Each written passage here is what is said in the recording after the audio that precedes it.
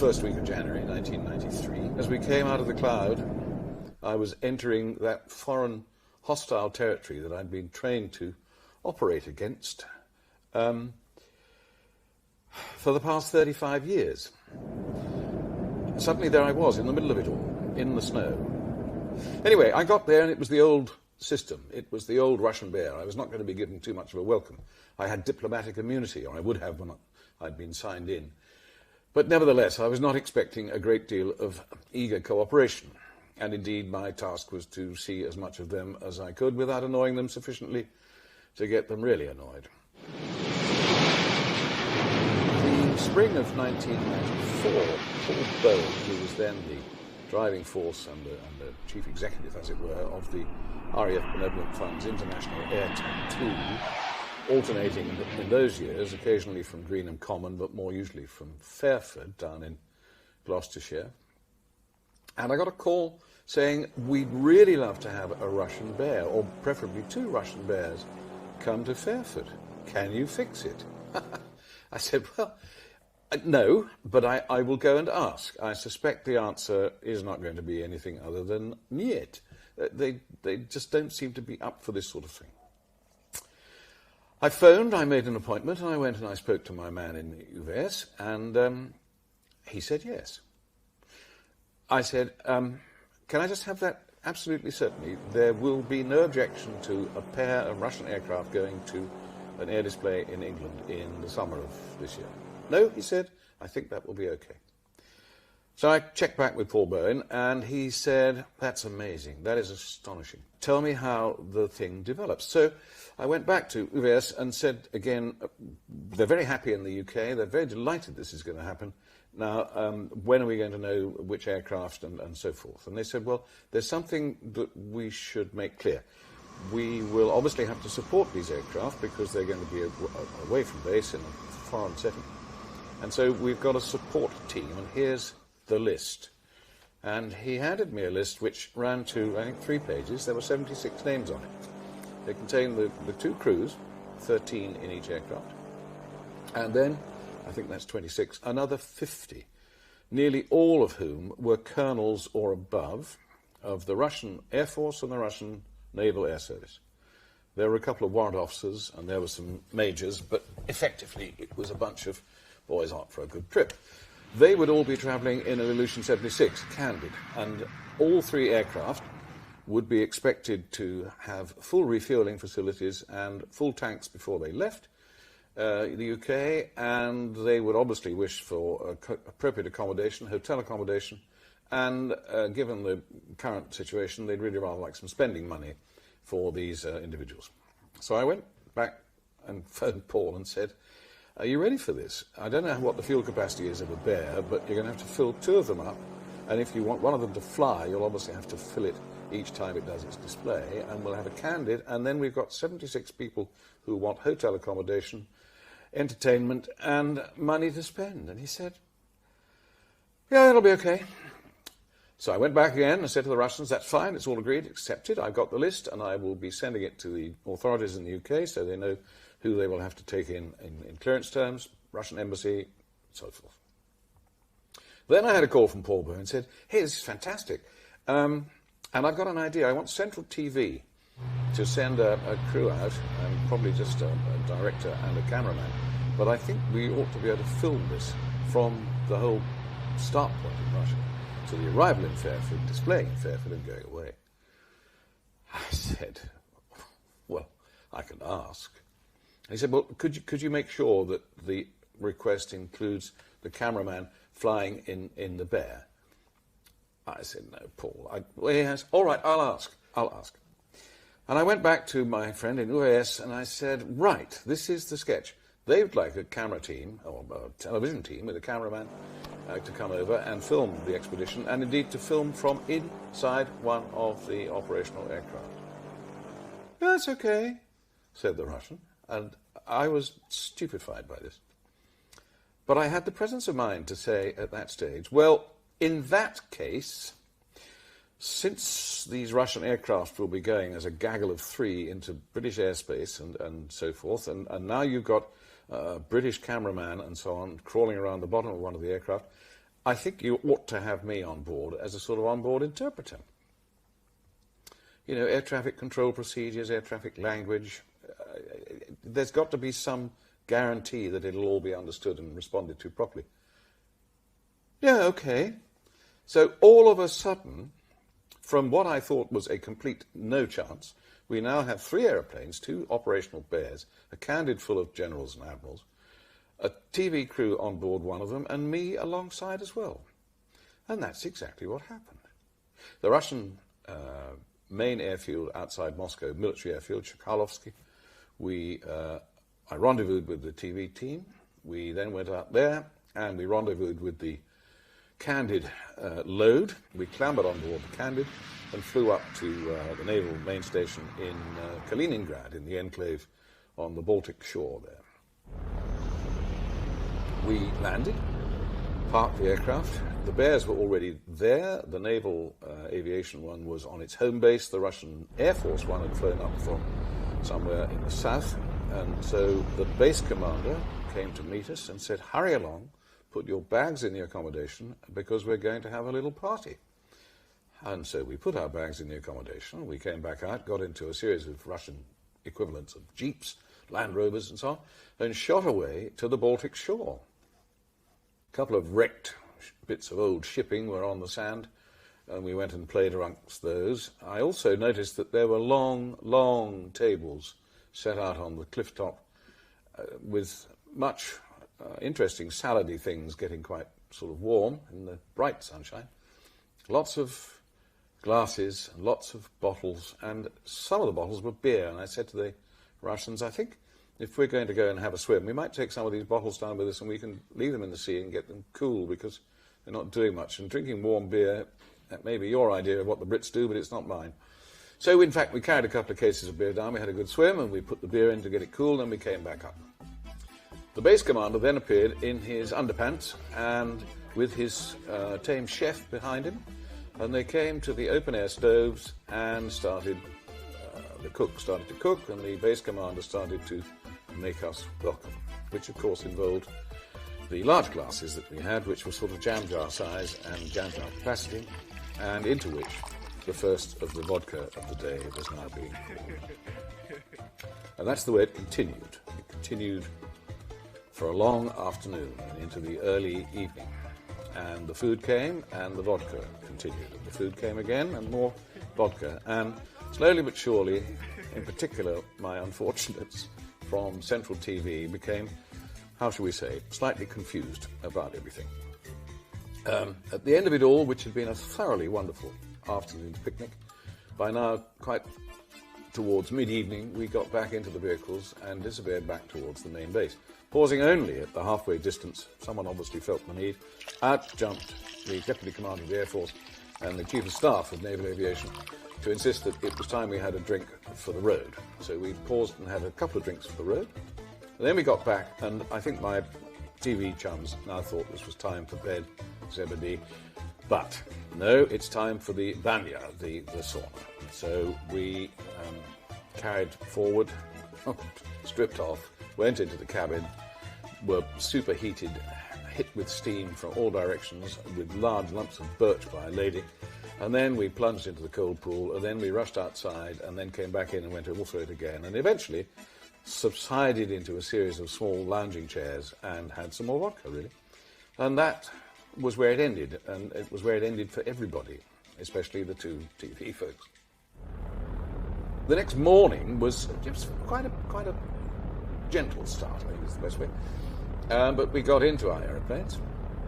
I clambered up into the Navy Bear, the Tupolev Tu-95, and I looked around for where the television chaps were, and they said, no, they're going to travel in the Candid, in the glazed nose of the Candid, and then they'll be able to film the whole thing, and we know we're going to be intercepted by everybody, and his dog, as we go through the Baltic and out into the North Sea. Everyone will want to have a look at the gaggle of bears.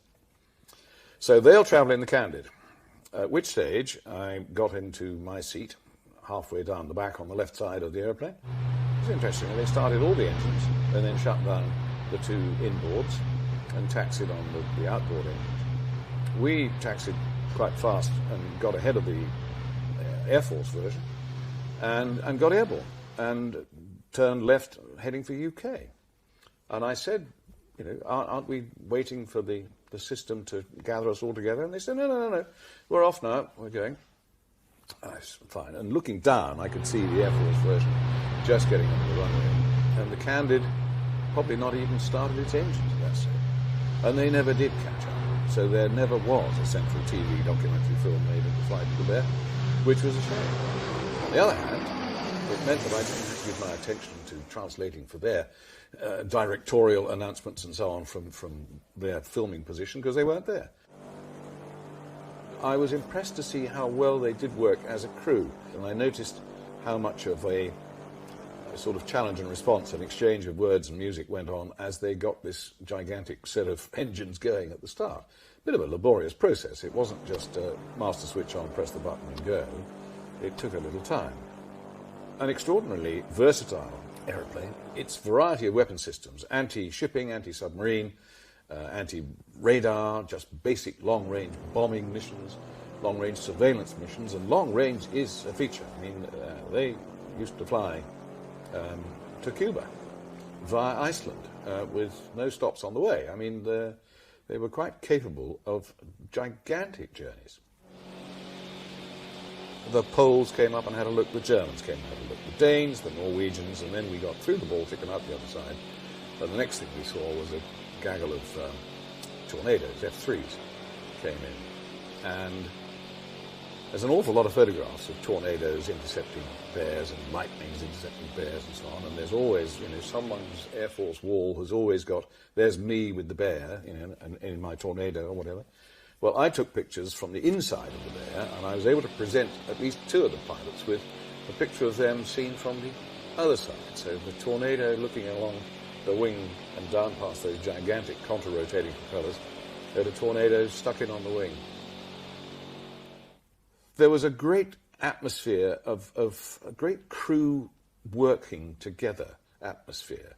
They were all pretty excited because although they'd obviously all probably flown past the British coast on a number of occasions, or around the Baltic and over the top, they were nonetheless all going to be going actually into the enemy airspace, as it were, not to be threatened, but to be welcomed and put on the ground.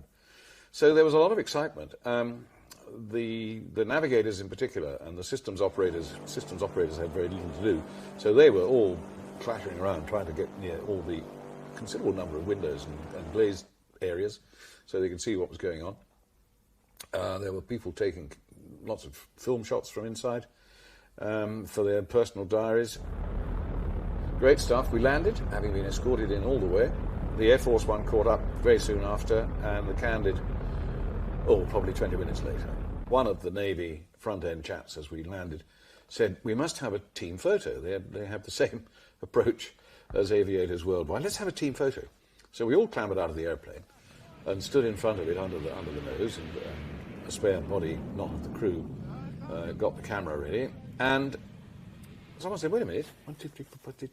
Oh, of course, the tail gunner. Where was he? Well, answer, he was still in his turret. There's no throughway through the aeroplane to get to him. And although he was able to climb in whilst at base, he climbed in by going up onto the revetment, opening the hatch and getting in from ground level, as it were. We're now on the ground at Fairford, and he's about 22 feet above the ground. And he can open his hatch, but he can't get out. So eventually, and it took a long time, we found somebody with a ladder, and out he came, and we then had the complete team photo. Then we had a week of looking after the Russians on the loose in England with entertainment money in their pockets. There was some highlights, some of which are probably best left discreetly to one side, but both crews were surprised to find them being the centre of attention. The King of Jordan, King Hussein at the time, came to visit, a great enthusiast for aviation, always has been, and he was taken up inside our Bear and sat at the controls and had a good time. He and Queen Noor were introduced to the crew. Another visitor was coming the following day, and it was scheduled to be also a visit to the naval aircraft because the Air Force One was going to be the one that did the daily display. So we were going to be on show on the ground. interestingly parked between a B-52 and a B-1.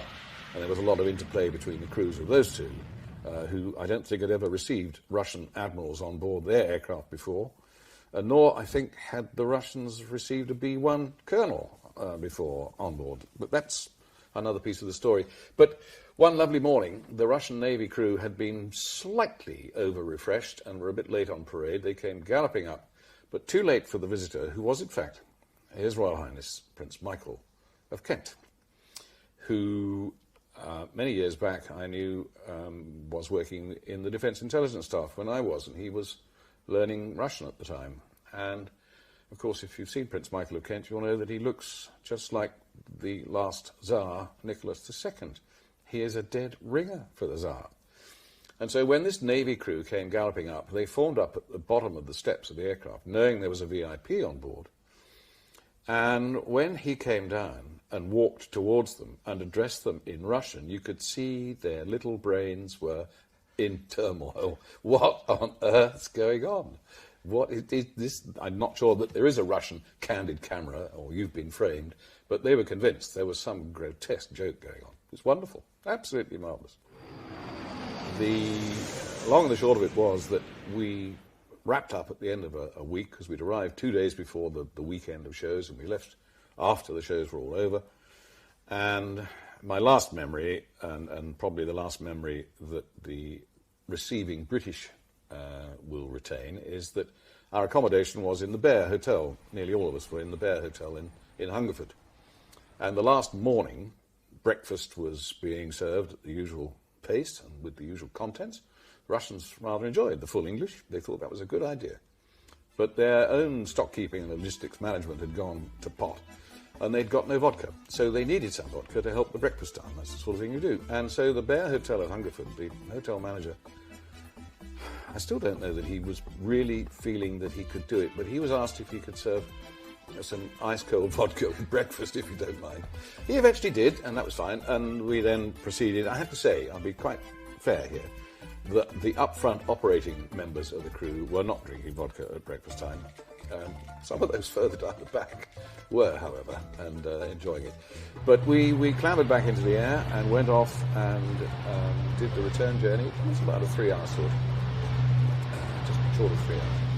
And we were again escorted, some lovely pictures of tornadoes out on the wing and others coming in. One of the non-operating accompanying fellows blagged his way onto our aeroplane on the way back. He wanted to get back faster than the gaggle who were coming home in the Candid. So he hitched a ride with us, and all the rest were in standard sort of grow bag green, rather like our flying suits. Not a great deal of difference there. He was in a lightweight blue one, and I said, that's very smart. And he was sitting on the floor beside me. He was one of those who had breakfast with vodka, and he'd found a bottle in his bag, and he was now having some more. So until he became totally incoherent, I asked him a number of questions, and he was tear-stained, because I said, why have you got this lightweight blue suit? He said, that's what we always wore when we went to Cuba. Oh, Cuba. The sun, he said, the sand, the sea, sex. Oh. I mean, he clearly had enjoyed his chance in the other totalitarian regime of the world, ignoring North Korea. And Cuba was obviously a haven. And of course, if you've served in the far north of Russia for most of your serving life, first thing you have to recall is that that was not all the bad that it could be, because for those serving in the far north, there was an immediate pay supplement, which tended to take the edge off some of the hardship up there.